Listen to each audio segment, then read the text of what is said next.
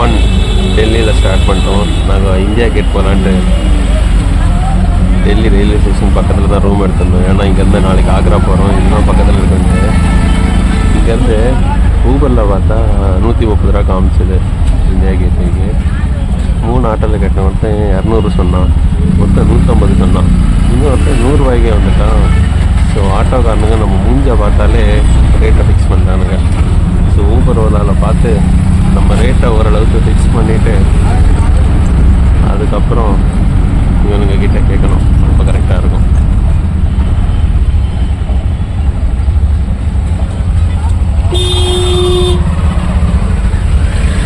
இன்னைக்கு பிளான் ரொம்ப சிம்பிள் தான். India gate, Qutub Minar, Sarojini market. So finally வந்து இறங்கிட்டோம் இந்தியா கேட்.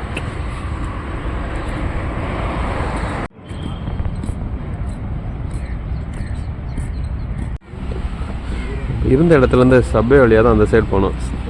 இங்கே சப்வே எல்லாம் எவ்வளோ நீட்டாக இருக்குது. எப்படி இருக்குது பாரு சப்வே எல்லாம். இல்லை இங்கே நீட்டாக தான் இருக்கும். தலைநகரம், ஸோ நீட்டாக தான் இருக்கும். வா சப்வேக்குள்ளேயே எல்லாத்தையும் எக்ஸ்பிளைன் பண்ணுற மாதிரி சப்வே ஒரு மினி மியூசியமாக மாற்றிட்டாங்க. வா சுற்றி மரமும் இருக்குது, இவ்வளோ கிறிஸ்டல் கிளியரான ஒரு சப்வே.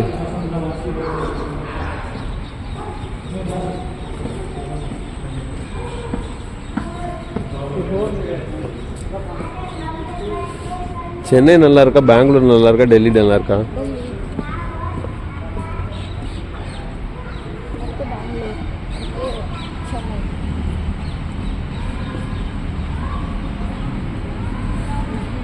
ஸோ இந்த சைடு வந்துட்டோம், இந்தியா கேட் பக்கத்தில் வந்துட்டோம்.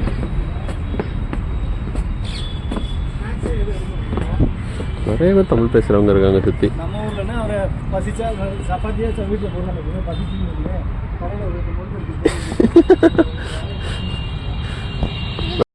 இதுதான் இந்தியா கேட். இது நார்மலான கேட்லாம் இல்லை.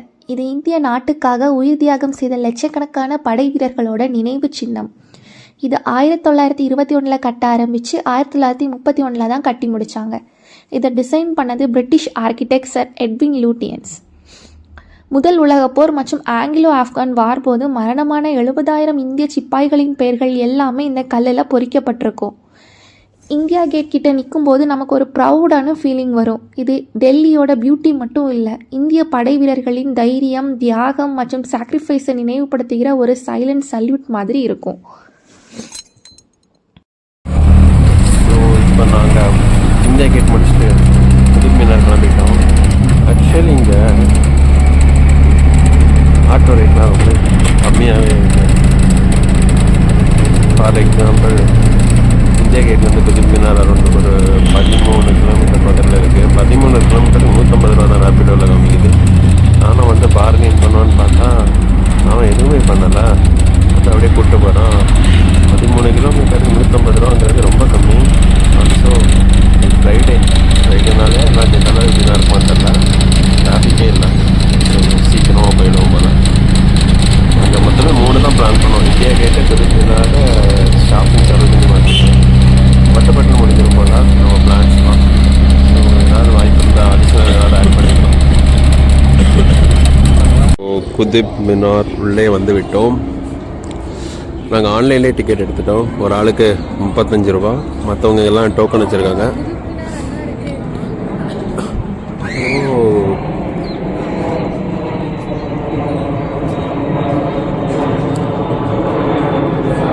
ஃப்ளைட் ஓடுது. இப்போ நம்ம எங்கே வந்திருக்கோம்னா உலக புகழ்பெற்ற ஹெரிட்டேஜ் சைட் குதுப் மினார்.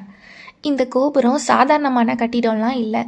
800 ஆண்டுகளுக்கு மேலான வரலாறும் பல அரசர்களின் கையும் கண்ட ஒரு லிவிங் ஹிஸ்ட்ரி. சரி, ஓகே, குதுப் மினாரை யார் கட்டினாங்க?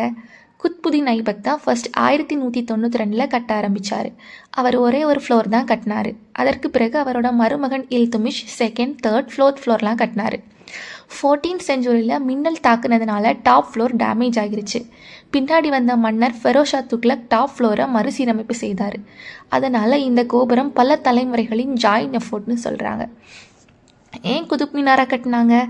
அதிகார சின்னமாகவும் வெற்றியின் சின்னமாகவும் மேலும் அருகே இருக்கும் குவாத்துல் இஸ்லாம் மசூதிக்கு அழைப்பு சொல்லும் ஒரு டவராகவும் கட்டினாங்க. குதுப் மினாரில் ஒரு பெரிய ஸ்பெஷாலிட்டி என்னென்னா அது ஹிந்து ஜெயின் டெம்பிள் ஸ்டோனை பயன்படுத்தி கட்டினாங்க. அதனால் ஹிந்து ஸ்கல்ப்சர்ஸ் இஸ்லாமிக் கேலிகிராஃபி ரெண்டும் மிக்ஸ் ஆகியிருக்கும். இந்த கலவை தான் உலகத்தின் யூனிக்காக இருக்குது. ஓகே, 4th டிசம்பர் 1981 என்ன நடந்துச்சு? இது குதுப் மினார் வரலாற்றில் மிக கவலைக்கிடமான ஒரு ஆக்சிடெண்ட். இந்த நாளில் தான் ஸ்கூல் ட்ரிப் வந்த நிறைய குழந்தைகள் குதுப் மினார் ஸ்டெப்ஸ் வழியாக உள்ளே வந்திருக்காங்க. அப்போ குதுப் மினார் உள்ளே 379 மிக குறுகலான படிகள் தான் இருக்கும். மின்சாரம் இல்லாத நாள் அது. உள்ளே இருட்டாக இருந்திருக்கு. குழந்தைகள் க்ரௌடாக இருந்திருக்காங்க. அப்போ சடனாக ஒரு பவர் கட் நடந்திருக்கு. குதுப் மினார் உள்ள ஃபுல்லாக கருப்பு இருள். அந்த இருட்டில் குழந்தைகள் கத்த ஆரம்பிச்சிருக்காங்க. ஒரே பேரதிர்ச்சி. மேலே இருந்தவங்கள்லாம் கீழே வர ஆரம்பிச்சிருக்காங்க. கீழே இருந்தவர்களை மிதிச்சுட்டு ஓடிருக்காங்க. இதனால் ஒரு ஸ்டாம்பிங் நடந்திருக்கு. இந்த ஆக்சிடெண்ட்டில் 45 பேர் உயிரிழந்திருக்காங்க. இதில் பெரும்பாலானவர்கள் ஸ்கூல் ஸ்டூடெண்ட்ஸ். இது குதுப் மினார் வரலாற்றிலேயே மிக கவலைக்கிடமான விபத்து. இந்த இன்சிடெண்ட்க்கு பிறகு கவர்மெண்ட் ஸ்ட்ரிக்டாக ஒரு டிசிஷன் எடுத்தாங்க. குதுப் மினாருக்குள்ளே போகிறது பெர்மனெண்ட்டாக ரெஸ்ட்ரிக்ட் பண்ணாங்க. நீங்கள் இப்போ ஸ்க்ரீனில் பார்த்துட்ருக்கிறது குதுப் மினாரை கட்ட ஸ்டார்ட் பண்ணார்ல இல்துட்மிஷ் அவரோட நினைவிடம்.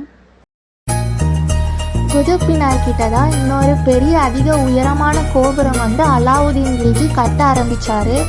அதுக்கு பேர் தான் அலை மினார். குதுப் மினாரை விட 2 மடங்கு உயரமாகவும் இந்தியாவின் மிகப்பெரிய மினாராகவும் தன்னோட பவரை காட்டும் மானுமெண்ட் டவராகவும் இருக்கணும்னு நினச்சாரு. ஆனால் அவருடைய திட்டம் முழுவதுமாக முடியலை.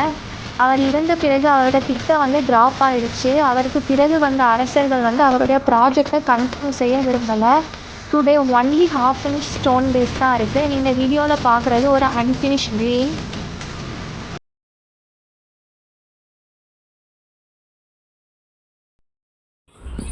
குதுப் மினார் முடிஞ்சு போய்கிட்டு இருக்கோம் ரிட்டர்ன்.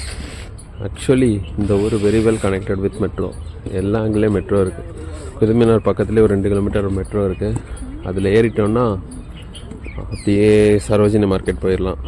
அதுக்கு குதுப் மினார்லேருந்து இன்னொரு ஸ்டாப்பில் இறங்கணும், தில்லி ஹாத். அதுலேருந்து பிங்க் லைனில் போகணுன்னு நினைக்கிறேன். போனால் சரோஜினி மார்க்கெட் வந்துடும்.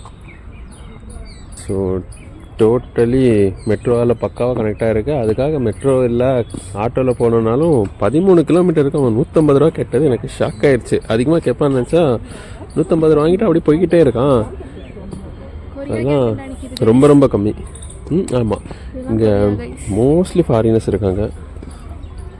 இது என்னது கெனரா? நிறைய ஃபாரினர்ஸ் இருக்காங்க. காஷ்மீர் ட்ரிப்பு டெல்லி பார்த்ததுலே ஃபாரினர்ஸ் அதிகமாக பார்க்குறது இங்கே தான். நிறைய கொரியாக்காரனுங்க இருக்கானுங்க. ஜக்கி ஜான் மாதிரி ஒருத்தனை பார்த்தோம். ஸோ என்ட்ரன்ஸ் வந்துட்டோம். That's it. ஆனால் பெரிய இடம், நல்லா நீட்டாக மெயின்டைன் பண்ணியிருக்காங்க. கார்டன்லாம் செம்ம நீட்டாக இருக்குது. இல்லை ஓரளவு டெல்லியே நீட்டாக தான் இருக்குது. ஆக்சுவலி ஆமாம், துப்பிக்கிட்டே இருக்காங்க. அவன் 2 நிமிஷத்துக்கு ஒரு தடவை துப்புறான். எப்பா! ஆனால் நியூ டெல்லி இப்படி இருக்குது. ஓல்டு டெல்லி ரொம்ப கொடூரமாக இருக்கும். அதேமாதிரி ரயில்வே ஸ்டேஷன் பக்கத்துலேயே ரொம்ப கொடூரமாக இருக்கும். ஃபைனலி சரோஜினி மார்க்கெட் வந்துட்டோம். ஃப்ரைடேவே செம்ம க்ரௌடாக இருக்குது. சண்டேலாம் டெல்லி வந்தீங்கன்னா சரோஜினி மார்க்கெட் வந்துடாதீங்க. நாங்கள் ரிட்டர்ன் போகும்போது சரோஜினி மார்க்கெட் மறுபடியும் வந்தோம். நான் ஒரு பேக் வாங்கினேன். ரேட் நல்லா கம்மியாக இருந்துச்சு. மீஷோவில் கூட 1000 rupeesனு போட்டிருந்துச்சு. அதை பார்த்துட்டு என் தங்கச்சியும் பேக் வேணும்னு கேட்டா. ஸோ ஆக்ரா போயிட்டு ரிட்டர்ன் போகும்போது சரோஜினி மார்க்கெட் வந்தோம். தெரியாமல் வந்துட்டோம். அவ்வளோ க்ரௌடு. இதுவரை அவ்வளோ க்ரௌடை பார்த்ததே இல்லை. நிற்க கூட முடியாது. ஃப்ளைட்டுக்கு வர டைம் ஆகிடுச்சு. ஸோ ஸ்டாம்பைட்லலாம் மாட்டிக்க கூடாதுன்னு கிளம்பிட்டோம். सरोजिनी नगर में आपका स्वागत है। सभी खरीदारों से निवेदन है कि अपनी सुरक्षा का विशेष ध्यान रखें। कचरों से सावधान रहें। अपने बैग को हमेशा आगे की तरफ रखें और मोबाइल फोन को सुरक्षित। ஆஃப்டர்நூன் லஞ்ச் இங்கே எதுவுமே இல்லை. ஸோ பர்கர் தான் வாங்கி சாப்பிட்டோம். மார்க்கெட் பக்கத்தில் இருக்க பர்கர் கிங்கில் தான் சாப்பிட்டோம். இந்த மார்க்கெட் பக்கத்துலேயே ஒரு காம்ப்ளெக்ஸ் வச்சு அங்கே ஆல்மோஸ்ட் பர்கர் கிங், கேஎஃப்சி, பீஸா ஹட், டாமினோஸ் எல்லாமே இருக்குது. இங்கே பார்க்கிங்கும் இருக்குது. இது ஒரு பார்க்கு.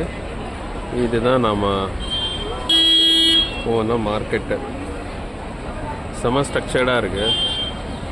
அதனால தான் இவ்வளோ பீப்புள் வராங்க. சரி, மதியம் சாப்பிட்டாச்சு. நம்ம ஷாப்பிங்கை கண்டினியூ பண்ணோம்.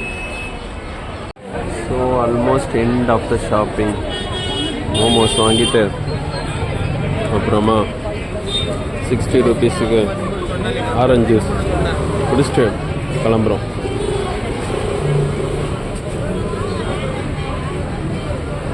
நீ தான் சொல்லணுங்க, யார் யாருக்கெல்லாம் ட்ரெஸ்ஸு கரெக்டாக இருக்கும் வாங்க முடியும், யார் யாருக்கெல்லாம் வாங்க முடியாது சொல்ல. எல்லாத்துக்குமே ட்ரெஸ் கிடைக்கும். ஆனால் சைஸ் கொஞ்சம் ஓவராக இருக்கிறவங்களுக்குலாம் ட்ரெஸ் கிடைக்காது. ஒரு 30 வரை உங்களுக்கு பேண்ட் சைஸ் இருந்துச்சுன்னா நீங்கள் எங்கே வாங்கலாம்.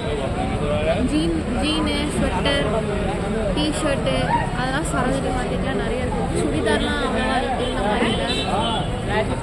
அப்புறம் பாய்ஸ்க்கு வந்து அவ்வளோமே பழைய பேண்ட்டு தான் வச்சுருக்காங்க. புது பேண்ட்டு எதுவுமே இல்லாதது. இங்கே பழைய பேண்ட்டு ஒரு 600 ரூபா சொல்கிறாங்க. அதுக்கு புது பேண்ட்டு டிமார்ட்டில் போய் வாங்கிட்டு போயிடலாம். அடுத்து டிஷர்ட்லாம் இருக்குது. ஒரு 300 ரூபா 250 ரூபாலாம் இருக்குது. டிஷர்ட்டு, ஸ்வெட்டர்லாம், ஹூடியெல்லாம் இருக்குது, வாங்கலாம். அப்புறம் பொம்மைலாம் இருக்குது. அவ்வளோதான். இது மெட்ரோக்கு எவ்வளோ பக்கம்னா மார்க்கெட் இங்கே இருக்குது. பானிபடி பாய்ஸ்லாம் அங்கே இருக்காங்க. மெட்ரோ ஸ்டேஷன் இங்கே இருக்குது. ஸோ அவ்வளோ பக்கம். ஸோ மெட்ரோ ஆல்மோஸ்ட் எல்லா இடமும் கனெக்டிவிட்டி பக்காவாக இருக்கிறதுனால எங்கே இருந்தனாலும் செம்ம ஈஸியாக அந்த மார்க்கெட்டுக்கு வந்துடலாம்.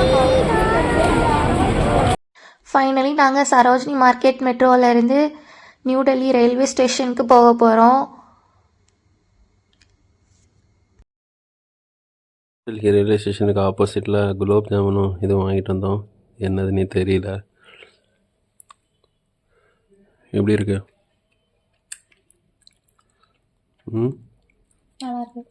நல்லாயிருக்கு. இந்த ஒரு குட்டி டப்பா 50 ரூபா. குலோப் ஜாமுன் ஒன்று 15 ரூபா. It's that, last day of the trip. Packing எல்லாம் பண்ணி லக்கேஜை கிளாக் ரூமில் வச்சுட்டு ஆக்ரா போகலான் இருக்கோம். இன்றைக்கி காலைல போய் சேருவோம். இன்றைக்கி இல்லை நாளைக்கு தாஜ்மஹால் பார்க்கணும்.